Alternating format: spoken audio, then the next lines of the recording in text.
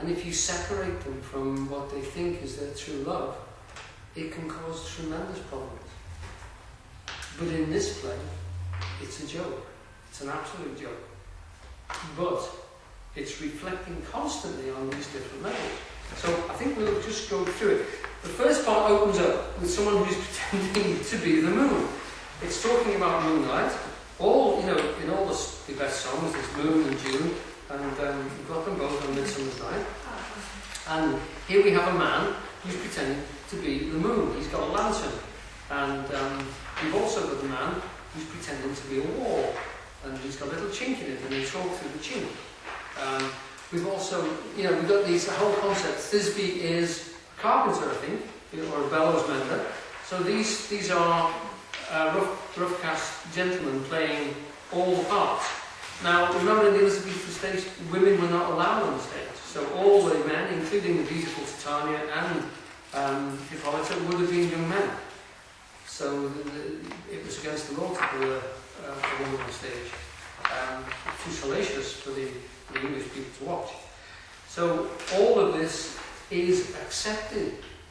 Literally with our imaginations, we can get over these concepts and listen to the story. That's not where that play ends, because of course Thisbe comes in and she kills herself as well. But you get the point here that Shakespeare is actually he's saying many things. He's giving us a play within a play. He's putting us alongside the Athenians, so we're identifying with them. We're seeing the situation as they're seeing it.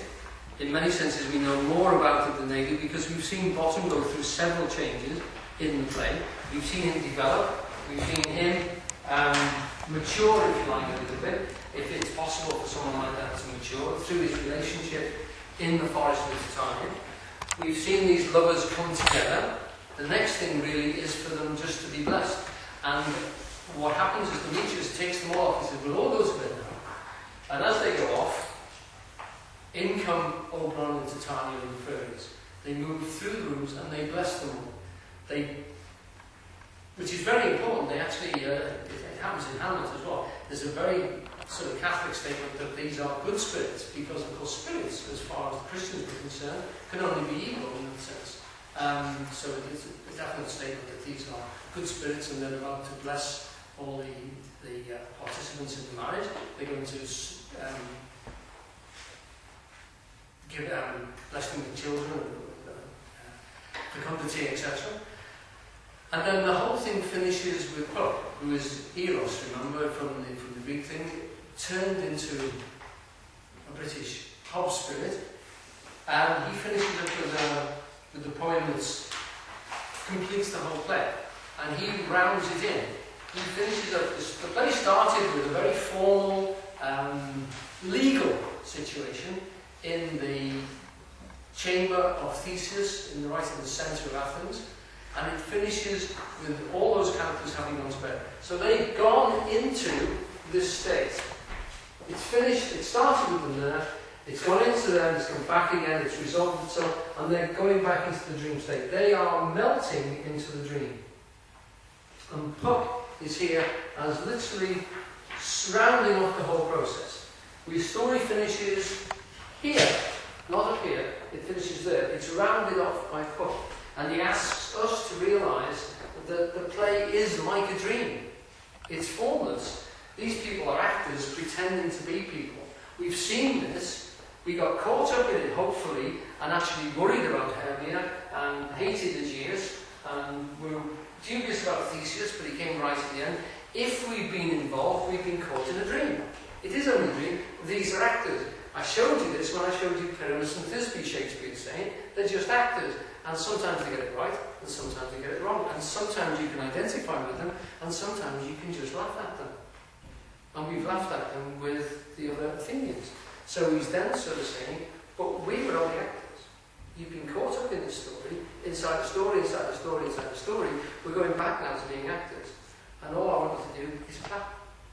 But we finish up, it's on the last page, at the end of the synopsis, the summary. Page 7. Now.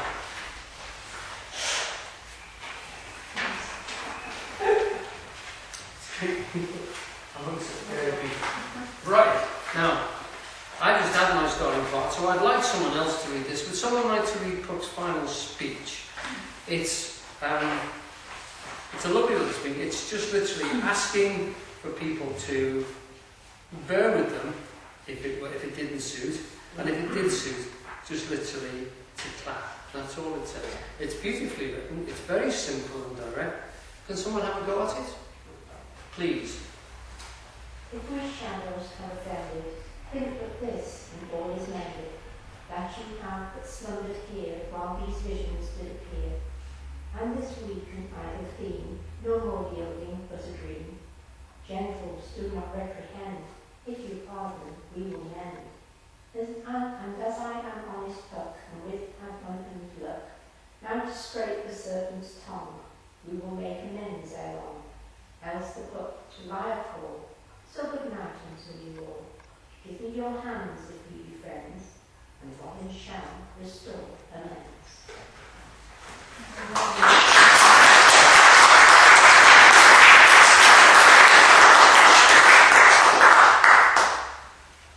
Right, and what would be lovely now would be, to carry on to the evening and to actually watch the occasionally when I talk groups, we've been able to do that over a period of weeks and then watch the play, because you can't in any way give more than the play's actually got. You can dig into it and people find more and more and more, but it is actually a beautiful play, and that particular version is beautifully presented. They do change a little bit of the text, so it isn't a complete text by any means, and they do alter one or two of the things. Bottom is given a bit of a backstory with the wife, etc., which is unnecessary, but it doesn't actually interfere too much with the play. But it is beautifully filmed, and the colour sequences and fairy sequences are really well done. So I would recommend it to you. And Who was it? Michael Hoffman. It's usually referred to as the Kevin Kline version because he plays Bottom. He does it well. But Michelle Pfeiffer's in it, and one or two other people. Rupert Everett's in it, yes, he plays Oberon. Calista Flockhart. Did you say it was made in about 2004, so it's quite a recent film? Yeah, I think it's earlier than that. I think maybe 2002. 2002. So yeah, and it's still in the shops. So it's buyable, if not actually rentable. But it is well worth seeing. The music is mostly Puccini. It's set in Tuscany, and it's about 1890, I would say. Notice when you saw the scene that those things, apart from the severity of the punishment, the father being annoyed about his daughter not obeying it fitted in perfectly with that period.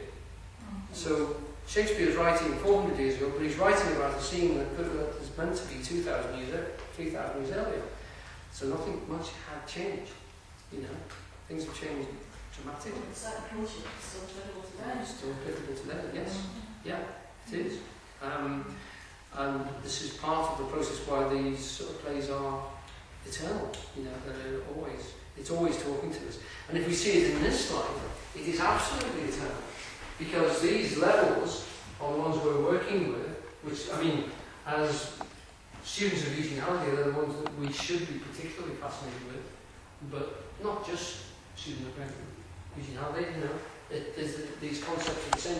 They're in the Bardo, the three levels of the Bardo. They're in, I was reading about dream time, the Australian concept of dream time, where the dream time is more real than the actual daytime, and the concepts that we're moving through in the dream state are the ones that inform and keep that alive. So that when you come out of eternity into your particular time of life, you come through the dream time where you've been held in eternity and step into your life and claim it and make it potent for you, or not potent if you're unfortunate. And then you step back into the dream time on your death and you visit it. And forms come out of the dream time to tell you how well you do and if you're doing the right thing in your moment of life. So that whole concept sort of fits in perfectly with this breakdown, this analysis that Shakespeare's giving to us in the play. Shall I usually used to say it's all a joke anyway? Yes. It's not, isn't it? It's not, it's not serious out there. It's only serious and serial inside the time frame. And if you step out of that, then it becomes formless and the other one is